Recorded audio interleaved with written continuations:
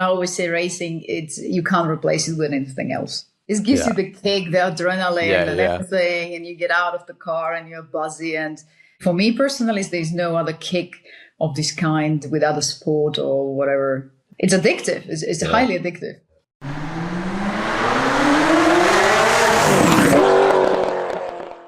Hi everyone, welcome to the Car Chat podcast. I'm Sam Moores and I'm here with Katarina. Hello. Hi Sam. Welcome to the podcast. Can you tell the listeners a little bit about, sort of short summary of who you are and what you do? Yeah, well, I'm Katarina Kyvalova is my name. I'm born in Slovakia and living in Germany for, oh my goodness, quarter of a century. And clearly fell in love with cars many years ago. Why, I don't know. Cars found me, but absolutely lived the passion and, racing, rallying and everything when it's got four wheels. I'm just in love with that. So I'm lost around the world. A long time fan and in deep. Now, how did you get to the point? Because I was, having a look around and looked at various articles and stories and seen you in racing some Bentleys and things like that. How did that sort of like come about? How did you get to the point where you're owning a Bentley and racing a Bentley? And also, like, why older cars? Like, how did that part of the journey come about? Yeah, it was a very, I would say, unusual start into the automotive world.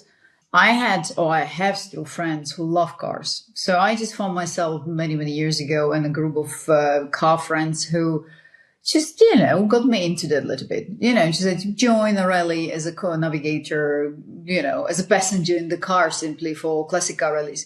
So that was pretty much the start of me, loving classic cars itself. And the step was very close then, just go to Concours d'Elegance. I loved pre-war cars from beginning on. The, beautiful 20s, 30s coach-built cars with beautiful bodies on it. So, yeah, I started to go to Pebble Beach and, I don't know, Concours d'Elegance and just admire these cars. So race cars back in time, it was just like they were ugly. I was like, I don't understand this. I don't know what it is all about. It was absolutely not my world. And, the one thing come with the other one. And, got a chance to drive a classic car at some point, but by chance. And I seriously knew straight away, like, this is my thing. This is my hobby. I knew I'm lost. So, yeah, so that is why I love pre-war cars. And I have there's a huge space in my heart for pre-war cars until today.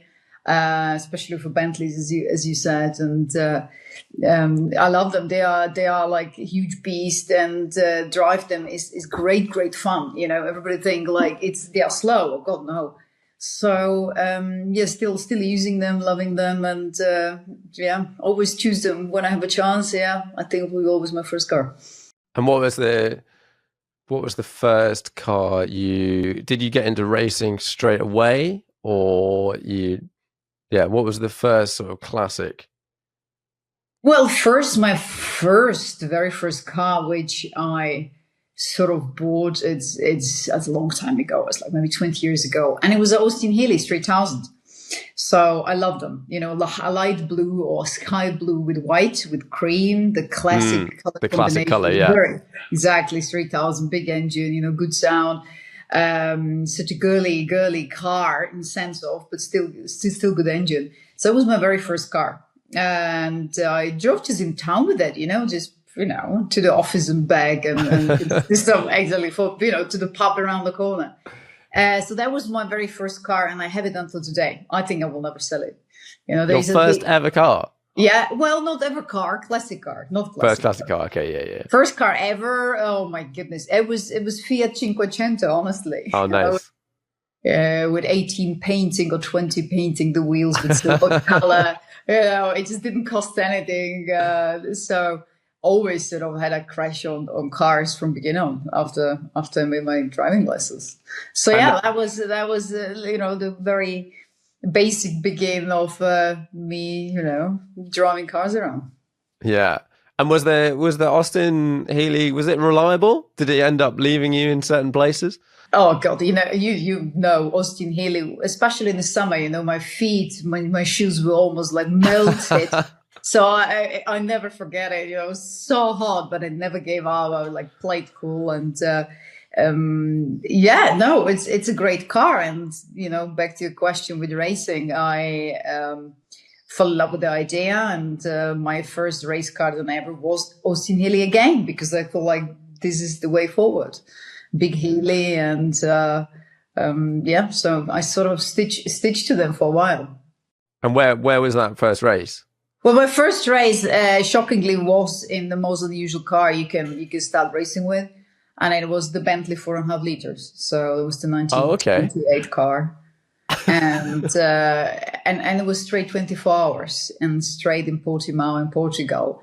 So kind of, you want to do like suicide and do that. I never raced. I never been to circuit before properly. I had no idea what apex are, all the, terminology. And my good friends in the UK, pre-war Bentley drivers, convinced me, you know what, you can drive the car quite okay. Why don't you join us for this race, 24 hours? And I said, yeah, well, why actually not? So having no idea what I committed myself to. And did you have a 4.5 Bentley at that time? Yes, there was, and it was a very short time, to be fair, because I sort of drove the car, but I was far off the driving skills, which I would say, yes, I can drive the car pretty well these days. But back then I was driving it, I did 1 millimeter in that, so one proper rally in that. And that was me done in terms of experience. So committing myself for 24 hours right after, with the 3 goals, Bentley bells, and all the story, which I'm sure you know, that was kind of crazy. So yeah, I was beginning my motorsport racing. That was it. And had you driven it on track? Have you driven much on track before then? Never.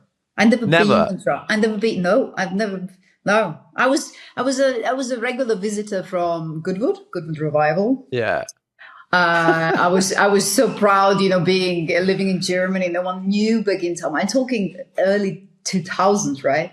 Yeah. And I became a member of the GRRC, and I was going every year to Goodwood, sitting on the grandstands, and clearly I loved that, racing, watching it. But I never did one single lap actually on a circuit.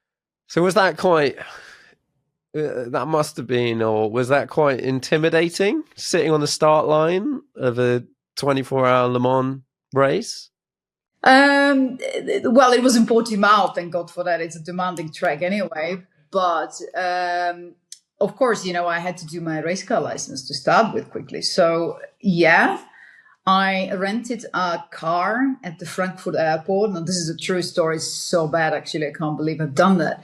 And I went to the Nürburgring to do my race car license in Germany because I needed it for the 24 hours. And that was the first moment where I really realized, being in the rental car doing my race car license, oh my goodness, like this is crazy. I mean, I don't know if I maybe, I did my first laps, was braking too early, too late.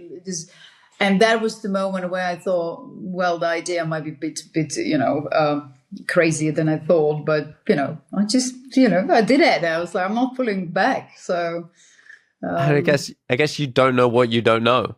Yeah, that was the great thing. You're absolutely right, because I had this freedom in my mind in the sense of I had no idea what I was what I committed myself to, right? Clearly. And I told many people around I didn't want to sort of give up and look bad.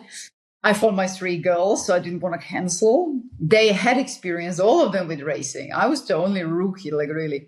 And I think there was just the lightness of not knowing what I'm up to, what I'm actually getting myself into. And I'm sure that was it. What were they saying to you before the start? The girls? Yeah. Well, we never met before. Did you have a conversation? Well, we had a conversation on the phone because I was clearly running out of time. Yeah. So we had only 3 months to the race. So I had to do my race car license, right? This was the start. Then we were on the phone. So dear friends from the UK found these crazy girls who were like sort of willing or had said, okay, let's do it with this girl one over there. And we just had no time to meet. So, we were on the phone and so on. And they went testing. I went to Goodwood to track day, do a couple of laps. And we met literally in Portugal and Portimao then before the race.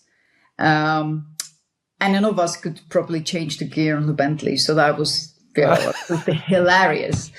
So, we were learning on the parking lot behind this track, how to change these gears is tricky. And we're changing from first to fourth gear for the, next 24 hours during the race. that was a true story.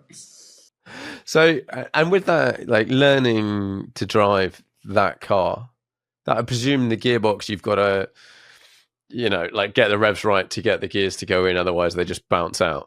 Is it like that? Or has it got any sort of synchro?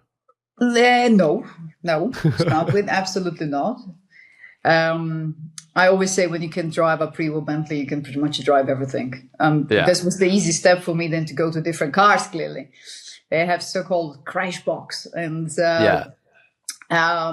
we call it because, when you're not in the right, when the gearbox doesn't have the right speed, for the particular gear, you are not getting the gear in. So you are not able, so it's crashing, so you never get the gear in.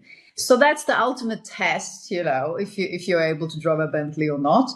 And the car doesn't let you do it. It's a huge, robust car, and the gearbox is, you can't break it.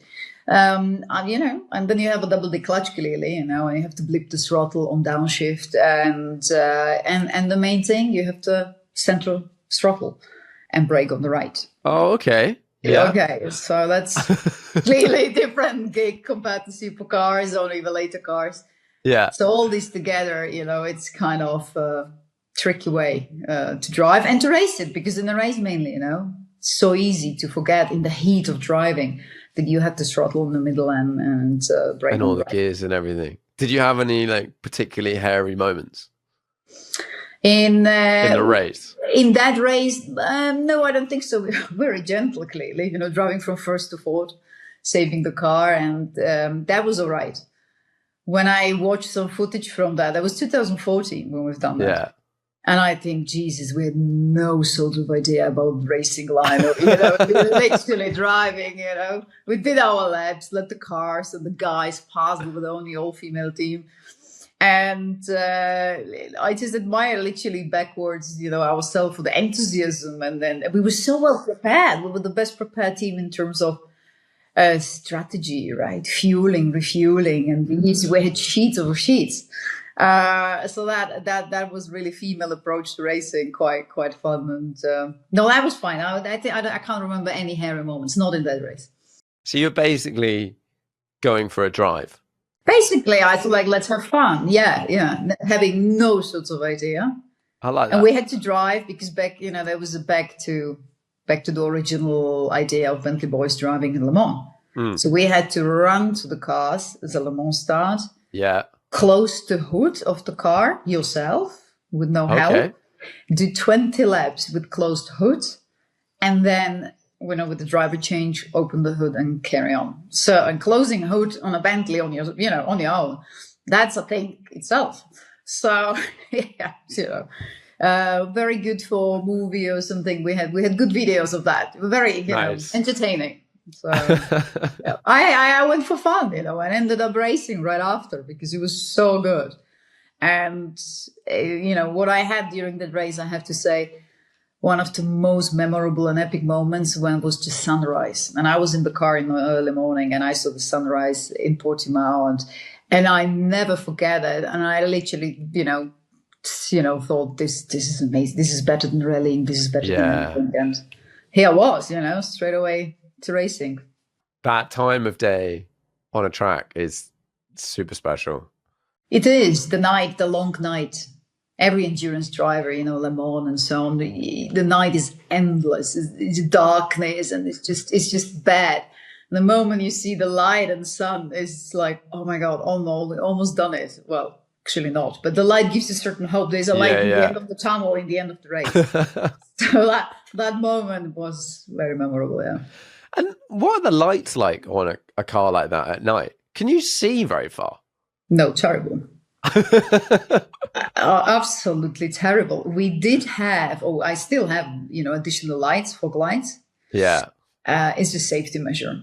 But still, I mean, with the spots, you can see better. But the lights, the original lights, they are huge, but honestly, like two candles. Yeah. There's anything you can't see much. Even in Le Mans, I'm racing the car in Le Mans regularly, and in the middle of the night, you're really guessing sometimes where the corner is because it's just, they're high, they're high, so they're like, you can see the trees clearly, but not where you should go.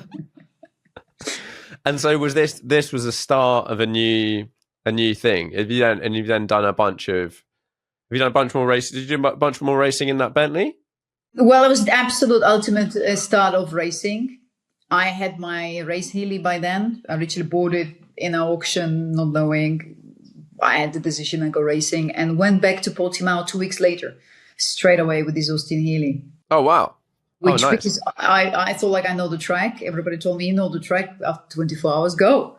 And it was more serious then. Be surrounded by GP cars and in the rain and so I kept on racing my Austin Healey and the Bentley until today, and clearly got into E-Types and all different cars, and there's no help. Once you are in it, you're in it. Nothing. No, exactly. And was there a point in time when you were like, okay, racing one car, that's great, but actually I need more than one car at the weekend? Yeah, exactly. It's clearly it was influenced from my friends. I got into the racing circles, and you have these friends who are racing more cars and giving you ideas, which are very nice. You could race this and that. And, oh, it's a bad influence. Friends with bad influence, clearly. And I then later on sold a Healey, the race Healey. And instead of that, I got an E-Type, 3.8 liter, pre-65 spec, quite a, grown-up car. So that was a huge step for me to going from Healey into E-Type racing. And, I was like, I can't waste any time. So I went straight away, Spa 6 hours and the big races and baptism of fire straight away. And sure, I'm back to the story with Good Revival. The only big dream was I want to race the Revival. Who doesn't? Who is in historic racing? So then I was really looking for car which is eligible for Revival, and found the Coupe Jaguar T33, which I'm racing until today in Goodwood, as well as in Monaco. And it's a lovely car, but proper race car, and I'm still growing into it. I have to say, I'm not 100% there yet. How do you drive? How do you have to drive all those cars differently? Well, you have to. It's a different obviously period, in terms of just like center throttle and whatever, but like in terms of how they handle and things like that. It's a funny thing when you have more cars at one weekend. So you're racing more cars the same weekend from different periods. I find it I find it okay, like center throttle and all. That's something you don't think about. I don't think about in the Bentley. When I jump from Bentley to Bentley, they're different. You don't think about it. It's just straight away automatic. What is different is how you driving this itself. The braking points, turning points. The speed you carry through corners. It takes me a couple of laps to just then adjust and drive it then differently the new car. But I think when others can do it, I always say I can do it too. So I'm trying. Yeah, totally. Do you make detailed notes from each track and each car and things like that, or not so much?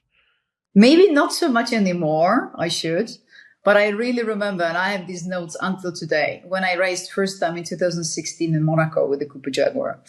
And I was really sort of new racer. I got my license end of 2014. So I had 1 year racing experience, 1.5, and went to Monaco. So you can imagine, I did the track walk. I had a coach who explained me everything. And I had these notes, my notes, about Monaco. And I kept it as like really 1 page per corner. And it's very entertaining because absolutely no one, no me, understand what I was writing there. And it's full of notes and sort of drawings around. Obviously, I needed it, and it's good when you do the notes, and I do them, but not like that. That was rather fun. That must be quite fun, actually, getting like a It's like almost like a letter to your future self. If you wrote some notes every time you went, or every year or whatever, it'd be interesting to look back and like how they've changed. And you're like, well, I know I'm in the same car, but like all the things I'm thinking about they must be completely different now, loosely, to way back when you first started. True. It's absolutely true. You reduce it to less notes. You reduce it to the most important notes, like the information you need. Yeah. I definitely write down less because you remember some stuff. I just recently raced in Barcelona for the first time. I've never been there. And actually, I didn't do any notes.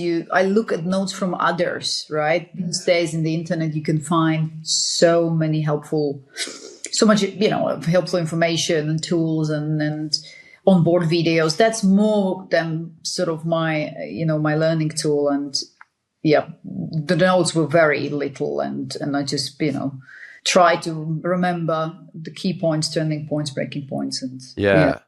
It must be a bit trickier. I've done some racing in a variety of things, but never in any older cars. And I can always look at sort of some reference YouTube videos where I've done a bit of radicals, and I can normally find someone in a radical very similar to mine on that circuit on that day, or and so you can go, it's basically that's flat in fifth, that's third, that's second. You can pick up that information, but I guess in historic stuff, all the cars are like a bit different. Sometimes people have some that are a bit faster than they should be, so can you use those reference clips as much like that?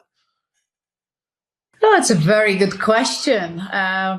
Very good question. Because I do from time to time GT4, some modern stuff, did radicals too, like you. And I'm not sure if I could apply those notes for the historic ones. I think the corners, yes, if it's double APEC, right? Yeah. Just a basic. But you definitely not gears. No. Where you have to brake, absolutely not. Because you can imagine like the difference between pre-war car and let's say radical, right? Yeah. No, you're going to kill yourself. And I always like to just keep them apart. So the GT4 notes is like different world, and I don't even look at them. So even if I have the same circuit, I keep all these notes for next time, and they're my historic notes. And the GT notes are different, because I think it's going to confuse you otherwise. Oh, totally different. Right. Yeah.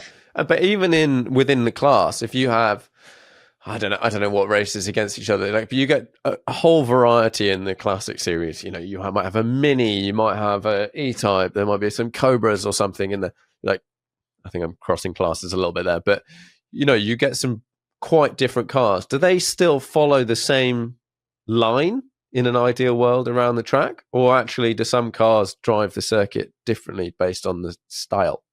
No, I would definitely say we all follow the same line. In the end of the day, there is only one ideal line. Sometimes there are corners, the people sort of, discussing how to do this line, which is better. But in general, it's the same line, absolutely independent from the car which you're racing. So I would say that's the same for all of us. In general, I think touring cars are different. You have the element of sliding, for example, right? So that's that's a little bit different. Or on the pre-war cars, I can't take chicane like you do with a nimble Lotus, right? Alan or something. So it's lovely to see that line, but I'm not even able to make it. So it's obviously there are differences, but there's only one ideal line for all of us. Yeah, I guess whenever I see the Bentleys going around, I always just think they just look so big, and they look heavy. I know they are like heavier than some cars, but they don't drive like that, do they? Or do they? Okay, it's a question.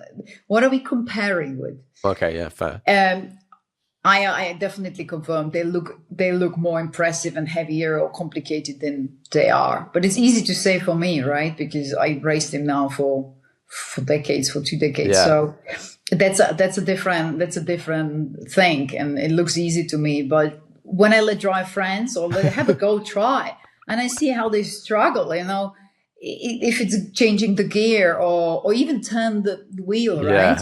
You can't turn the wheel when you're not moving. It's impossible, right? It's 2.1 tons. It's just so thinking about a carry speed through corners, it's just you do drive them differently. And I have to say, when I see it, then I think, okay, this is something you have to gain as experience, drive them in a certain way. And definitely to race them. I have to say, when I started to race, the Bentleys like more competitive than my first race. And it was in Le Mans. And I had the helmet on and I couldn't hear the refs. So you change the gear pretty much. I do it. I'm not looking in the ref counter. By the sound. So okay, this is a good.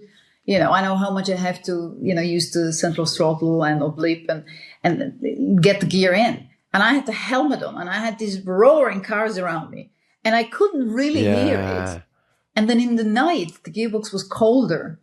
And it was a totally different gig. And I really struggled with some corners to change the downshift, to change the gear. So that requires really, obviously, a long experience compared to modern cars, right? It's in the night or day, they drive like clock, Swiss clock. So that is something what takes time. And they are heavy, right? They are heavy. I'm not going to lie.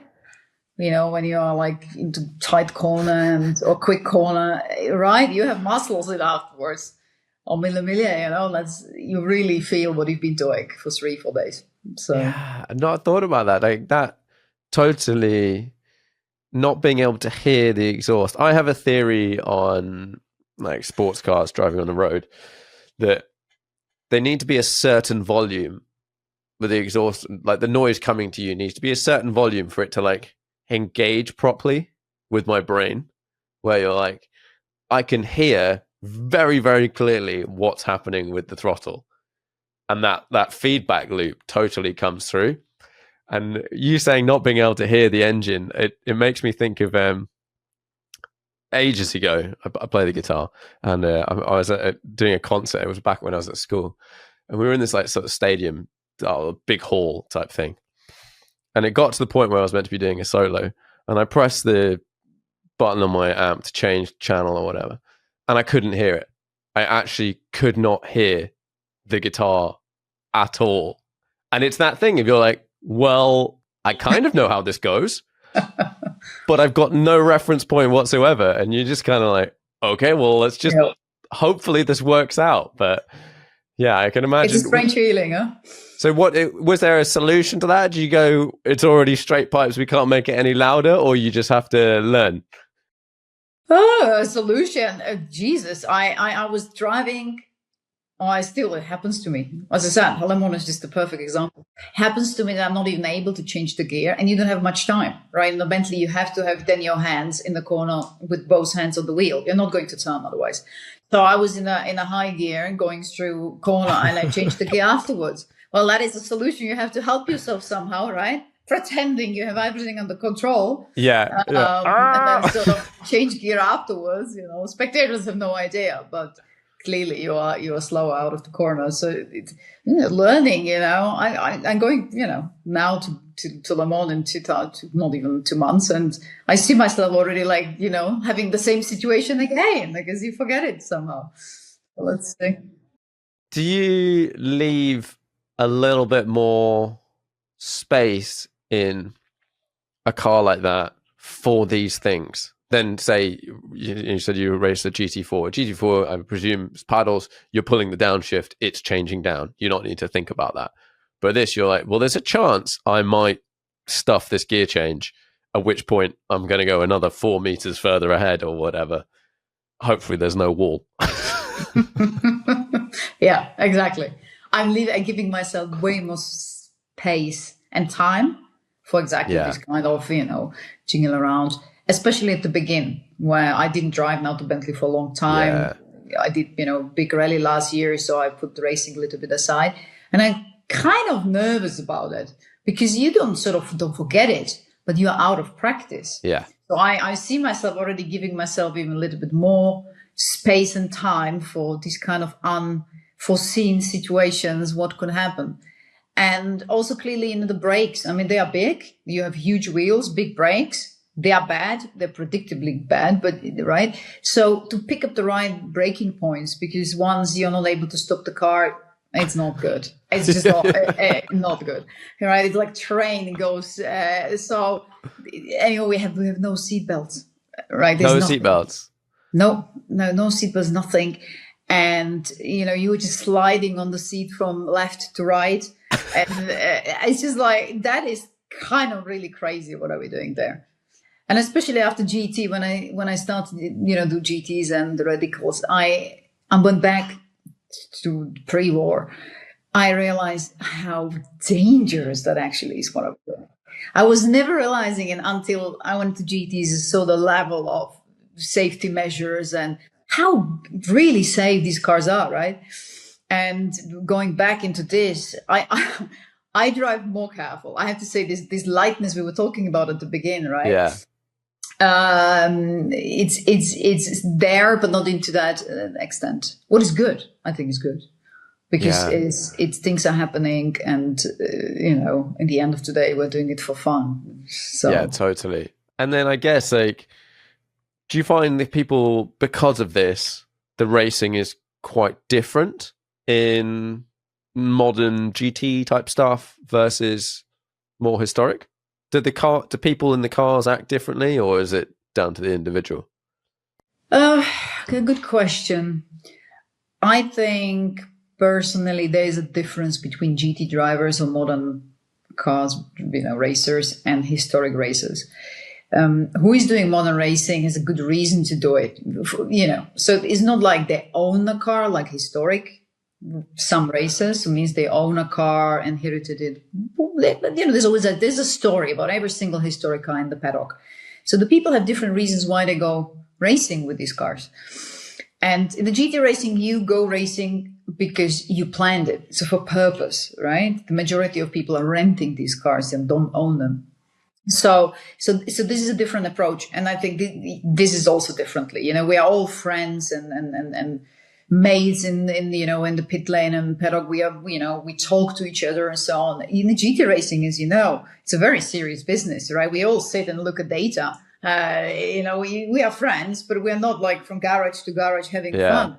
That's more serious business. So it's a different world. For me, it's a very different world, which is beautiful on both sides when you like it, when you like the the elements of it. But yeah, there are differences from my point of view. Yes. Yeah. And then the people are different, even, right? Sometimes, historic racers now these days like to go to GT, and they're quite surprised. Like, wow, this is, like, they call it less friendly, but it's just more head down, and everyone is focusing on own business. It's not that what we have in historic racing. And it's great in a certain way, but also, I would say, like, more serious, definitely, but more, more colder atmosphere in the sense of what is good. Sure. So, do you have more fun historic racing? Oh, that's a question. I don't have more fun. I love more historic cars to start with. I'm coming from that. They have more soul. Historic cars, but it's beautiful. I just raced in Spa 2 days ago, and it calls Gentleman's Trophy, and it's amazing race it was, because there were so many brands, right? So many cars from different periods. They all look different. They're beautiful to look at. I mean, you don't have it these days, do you? Right? You go to GT3s and they sort of look. They're kind of all the same, but not all kind of like the same, right? The beauty just disappeared. I think these days car manufacturers are building cars for efficiency, right? They're building it less, or the aspect of beauty is still pretty much last on the list they follow. So it has to be aerodynamics and so on. And I just think disappears. So when you look at these historic races, and you see this grid of beautiful cars, how can you love it? I think everybody love it, like spectators, we love it. And you have to be one unit with the car. GT racing, they're machines. You're there, and if it doesn't work, you can blame the team, sort of, right? We have always this, book of excuses, obviously, but with historic cars, you have to sort of think things couldn't go more wrong than in the modern cars. And it's okay. It's part of the game. It's beautiful. Have you ever had any interesting situations with like throttles sticking and stuff like that? Sadly, yes. I've always feared it's going to happen. I had it, thank God for that, only once. Not in the best situation ever, not in the race. I had it at the Mille Miglia in Italy. What is even more dangerous because you have normal traffic there. And I was in the Bentley, and it was really a very busy road, and the throttle was sticking. And thank God I remembered what to do. Did you just turn it off? And the ignition, and turn off the ignition. And it was not even bad situation because we had some issues with the ignition. So the mechanic moved, the ignition switch to the other side, to the co-driver side. So it wasn't the usual way, but thank God, I would have been literally like straight downhill otherwise. And don't want to have it again. I have to admit that is not a nice feeling when the car just pulls itself and you can't do anything. I can't remember when someone, I think it was my coach at some point in time, was like, "Oh yeah, we were talking about this," and he'd been racing something and the throttle was stuck, and I was like, "What do you do?" And until someone says, "Oh yeah, you just turn off the ignition," you probably don't necessarily think, like if that thought process has never gone through your head and no one has ever said turn off the ignition, I don't think I would immediately think of turning off the ignition. I'd be like, I'm going to press the brakes, pull the handbrake, like all this stuff. And like, yeah, turn the car off, like now, fast, and then you're okay. It's, I think, surprising. Maybe you would have done it, right? Yeah, maybe, yeah. It's an interesting thing. I was surprised about myself. I was proud of myself. Goodness, it's the right thing. Didn't die. But maybe I told myself so many times what to do. Yeah. In case this happens. Also, thank racing. You should sort of know. Yeah. That, funny enough, it split in my brain, and the panic came afterwards. Honestly, it was all fine. I knew sort of what to do straight away, and try to avoid the cars hitting them because the car was so fast all of a sudden. But afterwards, when I stopped the car and the ignition was off, I think then the panic came and I was like, oh my God, what just happened? I couldn't Yeah. You deal with whatever it is, whatever the situation, you deal with it, and then you stop and go, that was really close. That was close, yeah. It's like with accidents, isn't it? Car accidents, and especially in racing. The panic comes afterwards, like you are okay, but then 5 minutes later and you're shaking. So I think it's similar to this. Yeah, I had a moment. I'd be interested on your thoughts on this. Recently, I was driving someone else's car on track, and it turned out, and I've learned a lesson from this, which is check brake bias. Just check it yourself. Don't assume someone else has got it right. Anyway, I absolutely monstered the brakes going into this corner at Donington and just full lock the rears, big spin. And the first thought was, I'm going to have to give this guy a lot of money for his car. Like the first thought was like, this is going to be a big bill. And then you're dealing with all the stuff and you're like, got the clutch down and whatever. And then you realize, okay, we're not actually going to hit anything. Perfect. Amazing. And then I sort of think about all the other stuff. But it's really funny that the thought that comes into your head straight away, I think, is like, am I going to die? No, I'm not going to die. Then like, is this going to be a really big bill? That seems to be how it goes in my head. Exactly. It is absolutely the process is happening in the brain. Yes, it is. Oh my goodness. Is it going to be bad? Yeah. I'm also always like, I always think first thing in historic, I want to save the car. So I never go into situations because they are for me like, like my babies. Yeah. I don't want to do them any harm. So always the thing about the car, do you know what? This is not worth it. And when you say with the situations, I have it funny enough regularly and getting better, but still like remind yourself. So when you do a driver change, right, you stop and you have like 2 minutes stop and then you carry on. You have to pump the brake pedal, right? Because you don't have the pressure. So, and when it's the heat of the driver change, right? And it was literally this weekend again. And so I went to Spa and you go straight on the Camel Straight from the and it's a good speed in the end. And it's been absolutely raining cats and dogs. And I literally got there where I should start rain and it's nothing. It's just like empty pedal. And I knew exactly what happened. I'd forgotten it. And I never pumped the pedal and brake pedal as quick as there. And I was thinking, Jesus, that was again classic, like very blonde moment. I actually know I should know this, but how scared you are in that moment, right? Yeah. And you told yourself so many times, and so many times I'm able to forget it. And as you said, oh my God, this is going to be expensive. You think you're going to crash and die. Yeah, you're going to get thrown from the car. That's it. It's the moment you put an input in a car and it does something completely different to what you're expecting. And you're like, Oops. Yeah. Not, but look, we all do it also for that. It gives you the kick, the adrenaline and everything, and you get out of the car and you're buzzy. And I always say racing, you can't replace it with anything else. For me personally, there's no other kick of this kind with other sport or whatever, which gives racers like, you and me, and it's addictive. It's highly addictive. Yeah. And so you've also done a lot of like big road trips and stuff like that in classics and things. What have been the funnest, most interesting? What ones have you done?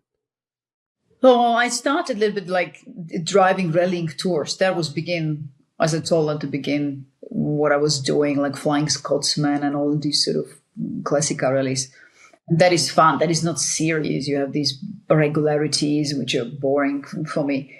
But I done last year recently the Beijing to Paris rally race, however you call it, which is seriously extraordinary. So that got on top of my list of road trips, and it's difficult to top because it is the most demanding and longest competition rally you can do, and it takes 5 weeks driving, and you go through highs and lows. No support team is allowed, what is a challenge on top. Yeah. And I was doing it with a very good friend of mine who is a racer, but never did a rally of this kind. So we had this element to that. Okay, let's see how he's getting on and coping with it. And I had to learn how to sort of a little bit work with the car, because we had to fix it ourselves, or at least every day checks and wheels off and these and that and nuts. So interesting. After so many years, I had to get dirty. And clearly it's crazy, right? You're crossing China and all these countries, and you see things you haven't seen before. And most likely you're not going to see any soon. Yeah. And you have these daily dramas, whatever that is, right? So what were some of the bigger dramas? Well, the bigger dramas, you can imagine the roads. I mean, the organizer definitely did have on purpose. They haven't chosen the best roads for us. You're not driving highway, right? You do sort of majority of the roads are off-road. So, you lose your shock absorbers quickly and dampers. So all of us, we had the same sort of issues. And it's the amazing dust which you have there. So just surviving in the car, if you know what I mean? You have 40 degrees, you have dust, which you can't breathe properly and you can't see anything. You have construction, Chinese trucks you have to deal with, right? You almost think you're going to die every minute. And clearly, you stay 1 week in tent, in camp. So it's the endurance. So I personally love endurance. And this was endurance like, wow, at its best. So you do it day by day for 5 weeks. And that you have to still be good spirits. You really have to keep, your good spirits and still enthusiasm until the very last day. And obviously we had very big highs and lows, right? We had not so much experience. We rented a car of ProDrive, which was really great. And we did very well. So our result was for 4 weeks what we didn't expect. And the pressure came. Obviously, the pressure came. And that is when you start to do mistakes. And one day we literally stayed with no dampers and things. So, our good friends flew from Netherlands to UK, collect them, the new ones, the shocks, and flew to Georgia, to Tbilisi, literally in the middle of the night, and handed them over to concierge of the hotel, the next hotel we were staying. And I never actually met our friend because it was only handover, and he flew back again 8 hours. I don't know how far that was. And you have to organize it yourself. You have your satellite phone, you have your phone, which hopefully works. And so you are, it's a mix between driving, endurance, being your own manager, your own mechanic. You still have to stay friends, clearly. And you fall out on a daily basis. Or we did. So it's really something out of different world, I say, this trip, or was. Was there a certain time in when you just started to like, the team sort of came together, you know, in the car of like, this is what we're doing, this is where we're at. Like, you know, you find your level, presumably after a certain, you've got ups and downs and whatever, but as like a team, was there a certain time in where you were like, oh no, we're sort of in this, we're doing this now? Yeah, it took us some time because we never done any rally together. Yeah. So we spend so much time in the paddock and racing together against each other, whatever. This is a different gig. Totally. You are 24/7 actually together, and there's no way out. You can sort of set off, you know, your co-driver. We were swapping driving and co-driving, but it's not going to help. So you have to get on. So it took us, I would say, the first week was very challenging because it's just a system. Who is doing what? Yeah. And who is the boss in the car? And accepting it other way around. Yeah. Not easy. And obviously it was very difficult because the beginning you're in the big Chinese cities, right? You start in pretty much Beijing and you go to these huge cities without no navigation, if you want. And, you know, we have a road book, and that's the easiest thing ever, to get lost in a 20 million city. And there's no space to stop and it's just, okay, let's regroup and do it again. You have to sort of keep the nerves. What we did and didn't, I would say after 7 days, after the first week, we thought like, okay, now we sort of know how this works. And obviously had our moments, big moments, falling out, but there's more nerves and being tired, exhausted. That is when you start to be, you know, on the edge. But we did so well in the results. So that was what put us together. It's like, okay, let's do it. Let's try it. You know, I reduced myself for 1 beer a day. I was like, I'm not drinking. I'm taking this seriously. I was so on it, both of us. And in the end, honestly, the last week, it was difficult, very difficult. But in sense of circumstances, what was happening with the car. But we've been already a team which grown, and you know, I could have done it for next week. We got to Paris, but it was emotional, and we arrived, and you know, unfortunately, you know, the great podium result we lost due to issues with car. Accepted it, and actually was sad when we arrived. We said, you know what, as a team, we knew what we're doing, and we could do this for next week. Yeah. So yeah. In terms of the logistics of an event like that, do you get your car to the start and then they've planned all the stops, or do you have to plan the stops as you go? How does that all work? Well, in the morning you set off. You have no lunch stop. You have to look how you sort of, you know, where you stop, where you eat.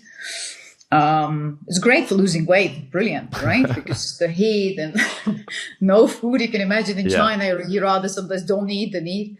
And then obviously, you know, you have to plan your fuel a little bit.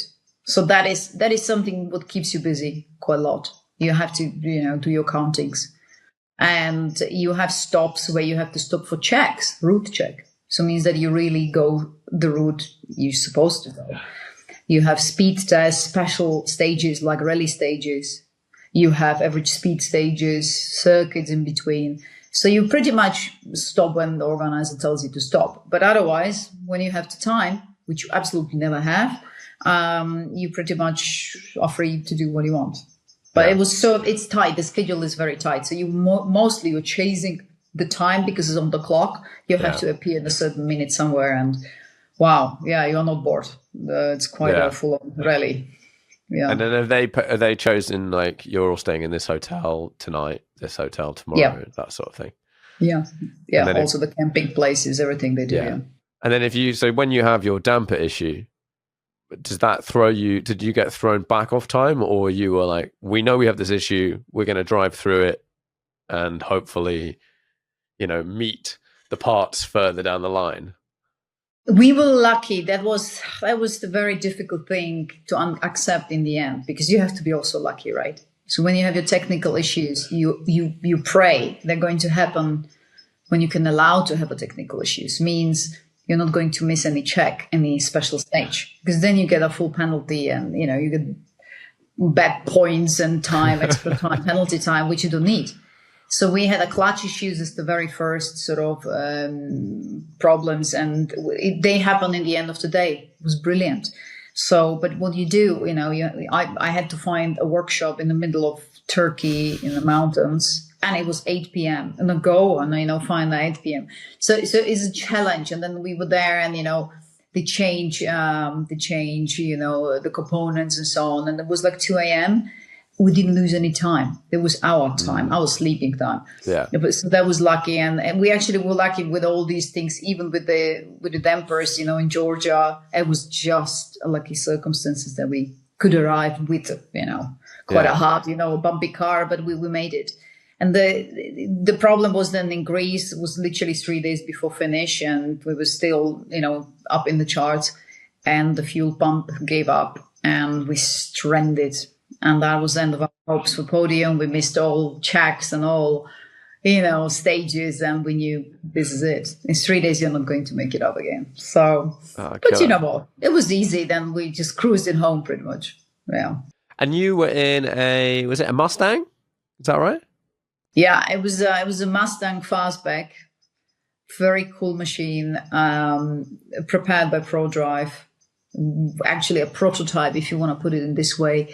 And they have Racing Legends project. So they prepped this car to really high rally standards, all within regulations which are allowed. And it's one hell of, race bullet. So it's cool car. Perfect for that. But obviously it was a prototype. So, we were also testing some part of it. And it was good. Lots of space in the car for very limited luggage, as you can imagine. So yeah, it was a good car, and I fell in love with it. When you were choosing the car, were you factoring in, we're going to have to spend some time in all these different countries and fixing stuff? Is there a sort of calculation and a thought process around that of like, this car might be easier to fix than a different type of car or something? You mean as a choice at the beginning? Before you chose to go in a Mustang. It was a bit of different story, because we actually, so the story starts way before COVID, right? And I put the entry for Beijing to Paris because it was on my bucket list for ages. And I had it in a Bentley. And then I heard all the stories, how dangerous that is to do Beijing to Paris in a Bentley. Oh, but the pre-war car, they're dangerous, open. And so I said, okay, maybe I'm not doing it. I don't want to wreck my car. You pretty much, do a harm to that. So then COVID came, everything's been postponed. I didn't know what to do. And then, as I said, with a good friend of mine, we just put our heads together and said, okay, let's do it together. And he's got a Porsche 911S rally car. But the organizers said they have already enough Porsches, quite a lot. It's a very popular car, isn't it? And they came, we're good friends, obviously. And they said, look, but there's this project from ProDrive and we're doing it together. So it's a Hero era car. And it's absolutely prototype number one. And we would love to drive with this car. Would that be an option? So it was then very easy convince me to do that. And here you go, then we said, let's do it. And tested the car only once or twice in Vista Heritage, and went actually out with a car we had zero experience with. Well, learning by doing, right, again. Yeah. How hard can it be? Yeah, exactly. I mean, it's not difficult to, convince you want to have a fastback Mustang and do Beijing to Paris in it. Yeah. So it was a good decision. Yeah. Nice. Sure. Nice. And what are your favorite, or do you have a favorite sort of events of the year that you might go to or typically go to? Do you have any particular standouts? Whether, like, I know you've been to some of the ice driving stuff, that looks always quite cool. Yeah, as a car events in general, you mean? Yeah, I do love ice driving. I'm with you on that. That's so fun, isn't it? It's so just fun. I absolutely love it. I wish, but I almost do it every year. It's just the beauty of the nature there. What you do. It's not only the cars. I have to admit, I have really big thing for snow and Scandinavia. It's gorgeous. It's beautiful. And then obviously drive cars there. And I love to go there. Lapland ice driving I started to go there because you can drive different cars. It's not only one brand, so you can swap. That's quite fun. Yeah, it's quite fun. I love that. Bit of rallying in between. I like the mix of it, not only one thing, not only circuits. So, and it's a good thing because the big race weekends or meetings are sometimes only once in 2 years. So you have your highlight you're looking forward to. So that, bit of, like Modena Centauri, it's a racing and rallying together and doing in October, what is fun. And, this comes together. You always think, I'm not doing this year so much. And then in the end of the day, I have a full calendar. I think, what happened? Because I can't resist. I mean, I think it's the same with you and all of us. Like, I can resist everything except temptations. And here you go. Then you want to do everything. So, you're like, well, if I can go to that thing, I'm going to go to that thing because it's cool. It's cool. And I loved it last time, so I can't give a miss. And just watching it in the media and others are doing it and you didn't because whatsoever. That's a killer. I've had a lot of that. It's a killer. Yeah, it's great. And I think, honestly, in the end of the day, it was wonderful. And I love it. And I embrace it more just to take a car and drive around yourself with no event. Just go out, go to pub around or just half day somewhere. Also beautiful. Have a bit of fun. Right. Well, I normally wrap these up with 5 questions. My first question, I feel like we may have already answered, is do you have a most memorable driving trip or journey? Well, journey would be definitely the Beijing to Paris, I would say, as I said before. Difficult top, yeah. Yeah, fair enough. If you could only drive one sports car for the rest of your life, what would it be? Good 275 GTB Ferrari. That's something that does a lot to me. It's a nice looking thing. And to drive, what's it like to drive? You've got one, right? Is that right? Yeah, different dogleg, different gig, different way how you have to drive it. I'm still learning. It's different how you drive Ferraris. How you should drive them. They like to be reffed. They like to be driven properly. Not cruising around. They like to be, so kind of love it. Purity of motor driving, car driving. What is the most undervalued car at the moment? Ooh, that's a good question. The most undervalued cars. I always say that the race cars from the 90s, but that has been discovered already. So that's off. Yeah, that's too late. But I was sort of like niche group. One particular car, blimey, I didn't think about one. Ooh, I think there are some the Ferraris. Everybody discover that these days. I literally have to think about this. It's a very, very good question, which still is this one particular car. There are more thing of period or brand or something. I think it will come up. I could imagine it comes up, but.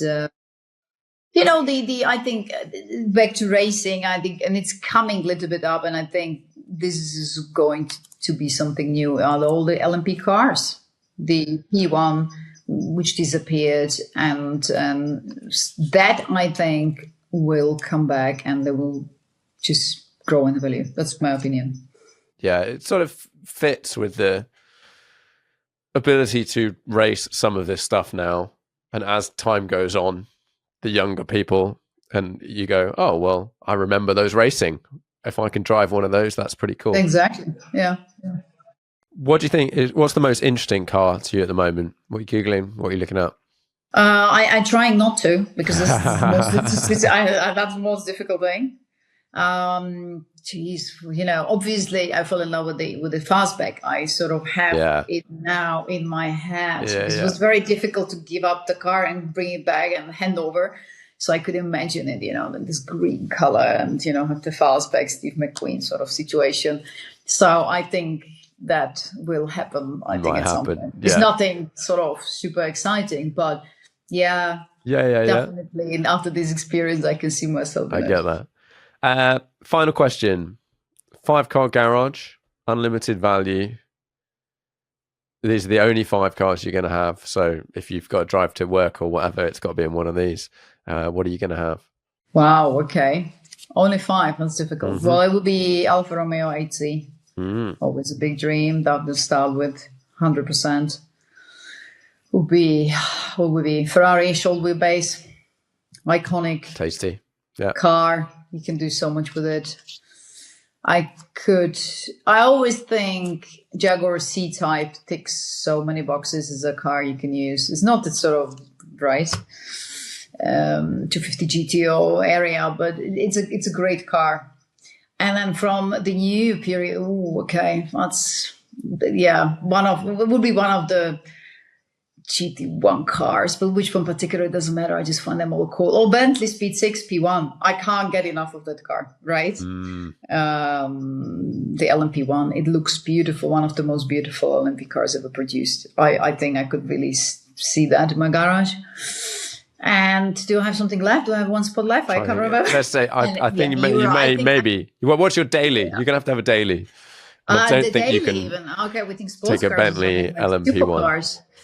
Yeah, exactly. Oh my God, some supercar. What would I like to have a supercar? I'm not so much into, like, I like to sort of, see them and drive them from time to time.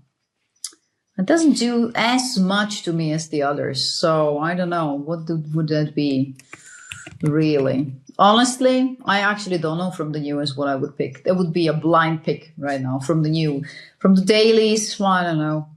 Maybe, geez, you caught me.